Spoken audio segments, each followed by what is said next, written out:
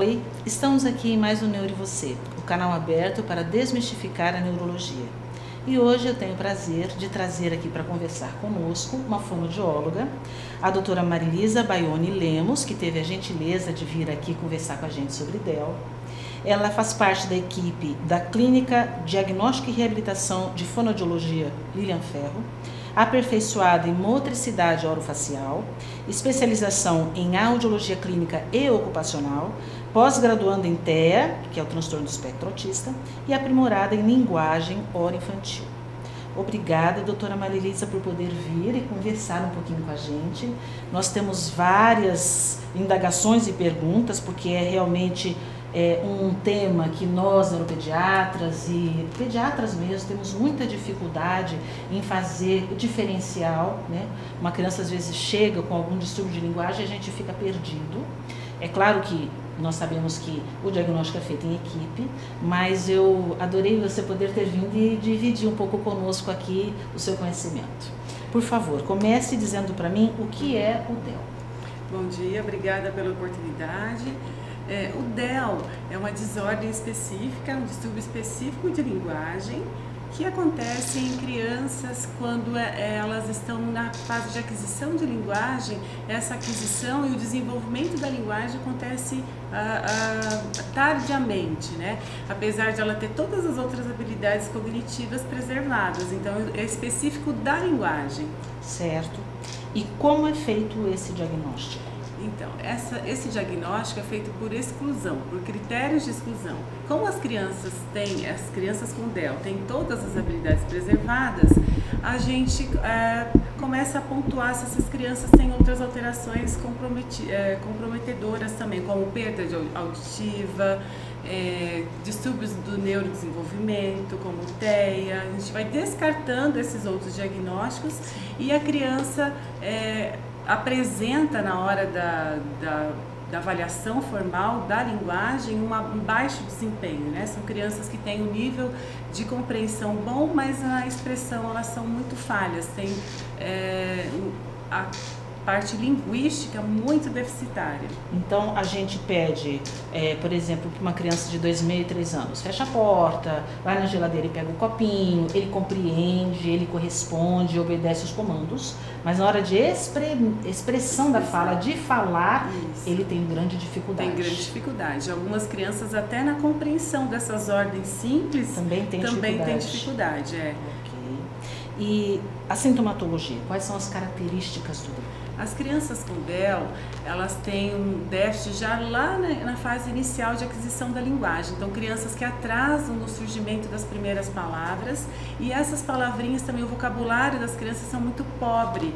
Elas têm poucas palavras. Então, se você pede para uma mãe, faça um inventário das palavrinhas que seu filho tem, ela vai te passar umas 5 palavrinhas apenas, uma criança de aproximadamente 2 anos de idade, que está muito aquém do esperado, né? Seria mais ou menos uns 50 nessa faixa etária? É bem mais, né? Com 2 anos de idade, a criança já tem um inventário de 180 palavrinhas. Nossa, isso. Sim, ou mais. Certo. Além disso, as crianças com DEL, a sintomatologia, né? Elas têm um ponto marcante que é um atraso de pelo menos 12 meses em relação a uma criança que está fazendo a aquisição de linguagem normal. Então, 12 meses de atraso já é uma característica do DEL, né? Certo. São crianças que têm dificuldade na parte de processamento da informação linguística, elas têm dificuldade de processamento de informações fonológicas, então é o déficit de memória operacional e memória operacional fonológica. São crianças que não conseguem ter acesso muito fácil ao léxico, né, às palavrinhas. Então ela observa, mas ela não consegue nomear facilmente, né? Ela não vem as palavrinhas na cabeça dela, certo, vamos dizer assim, né? Ela olha o copo e tem dificuldade de lembrar o nome. De acessar o nome das coisas, né? São crianças que têm um marco do quadro do DEL, realmente é esse, a dificuldade de acessar nomes, de processar essa linguagem, né, do outro. Parece que uma criança está ouvindo uma língua estrangeira, de tanta dificuldade que ela tem. Ela não tem memória para reter essas informações linguísticas do falante durante a comunicação. e isso acaba prejudicando na fala da criança e na expressão, né? E quais são as causas? As causas do DEL, elas são multifatoriais, né, genéticas, e essas causas genéticas elas podem ser maximizadas por condições socioemocionais da criança também, tá?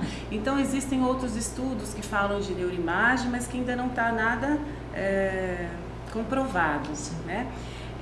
A gente sabe que o DEL ele é decorrente de uma dificuldade de processamento de informação linguística, decorrente do déficit da memória operacional fonológica, tá? Em específico nessa área são as dificuldades que a gente encontra nas crianças com DEL. E o fator mais importante é a hereditariedade. É a genética, né? Hereditariedade, certo. Componente que a gente tem estudo aí sobre isso. E tem alguns subtipos dentro do DEL? Sim, como a linguagem, né, ela é apresentada de forma muito heterogênea, então a gente tem que classificar, tem classificado, né? Houve a necessidade dessa classificação em 6 subtipos. Então tem os tipos de maior dificuldade na parte expressiva e os tipos que têm maior dificuldade na parte de compreensão, a nível receptivo. Então a gente tem aí na parte de dificuldade de compreensão, a gente tem a agnosia auditivo-verbal, a gente tem os déficits semânticos pragmáticos e déficits léxicos sintáticos, são de nomenclaturas difíceis, mas que especificam qual a dificuldade da criança. E na parte do DEL de crianças que têm mais dificuldade com a expressão, nós temos aí os distúrbios de programação fonológica, a dispraxia verbal, que é muito confundida com as apraxias de fala na infância, então por isso a gente tem um tempo para fazer o diagnóstico preciso, e também temos os distúrbios fonológicos sintáticos. Então, na verdade, nós como neuropediatras e pediatras temos grande dificuldade nessa área porque é extremamente complexo. E é da área realmente dos fonoaudiólogos, não é? Tanto o diagnóstico, que deve ser extremamente complexo, né? Como o tratamento também, certo? Isso. A intervenção precoce é muito importante, né? Especialmente nos primeiros anos de vida, né? Porque caso a criança não tenha essa intervenção já nos estágios iniciais do desenvolvimento da linguagem, acontece da criança ter a severidade do quadro, né? Aumenta a severidade do quadro, e esse gap entre o que é esperado e o que a criança está apresentando não vai diminuir tão cedo. E a gente precisa que essa criança seja um falante, né? Claro. Se comunique efetivamente. Até porque isso também, a longo prazo, vai ter um grande prejuízo no aprendizado escolar. Sim, com certeza. São crianças que levam esse distúrbio ao longo da vida toda. Então, são crianças que têm dificuldades escolares, sociais, de comportamento, de adaptação, e precisam de intervenção precoce. E terapia diagnóstica, me fala. A terapia diagnóstica, como a gente falou, como é um quadro muito complexo, né, de vários subtipos, então a gente vai realmente achar qual o tipo do DEL que a criança apresenta durante as terapias, porque as crianças chegam às vezes com uma oralidade tão pequena, né, a gente não tem amostras de fala suficiente para fechar esse diagnóstico já no início, né? Então a gente, à medida que a gente vai estimulando, a gente vai recebendo mais dados, informações de como é o comportamento de linguagem da criança. E você, mais ou menos, poderia, digamos, fechar o diagnóstico de DEL com que idade? Uma criança teria que esperar a idade mais ou menos dessa criança? Depende do desenvolvimento dela em terapia mesmo, né? À medida que a gente vai coletando mais informações dessa criança, a criança pode se expressar verbalmente durante por 3 meses de terapia ou por 6 meses de terapia, a gente vai vendo como a criança funciona, e aí a gente fecha. Geralmente a gente faz uma reavaliação a cada 6 meses para fechar o diagnóstico e para, né, levar para a família mais informações do que a gente está conseguindo levantar de dados, de informações para fechar o diagnóstico. E para cada tipo de DEL, porque são 6 tipos, você falou subtipos, para cada subtipo tem um tratamento fonoaudiológico diferente? Todos eles a gente vai estimular parecido, né? É muito parecido a estimulação, mas claro, quando uma criança tem um nível de compreensão diminuído, a gente vai focar né, vai direcionar a terapia para esse tipo de déficit, né? Então, cada um vai precisar de uma intervenção um pouco diferente, apesar de todos serem estimulados na fala, na linguagem. E a incidência? Qual a incidência na população? Então, os estudos, a gente não tem muita epidemiologia, né, do DEL, mas a gente sabe que a prevalência maior é em meninos, a incidência é de 7% da população.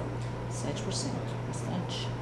Muito bem, agora eu vou fazer uma pergunta que eu acho que para quem está no interior, para quem está longe de um centro onde haja uma boa estrutura multidisciplinar, né, quem não tem amparo, a pessoa, o neuropediatra, o pediatra que está lá no interior do estado, do país. Como, a grosso modo, você poderia dar uma orientação para ele poder diferenciar a apraxia da fala, DEL e TEA?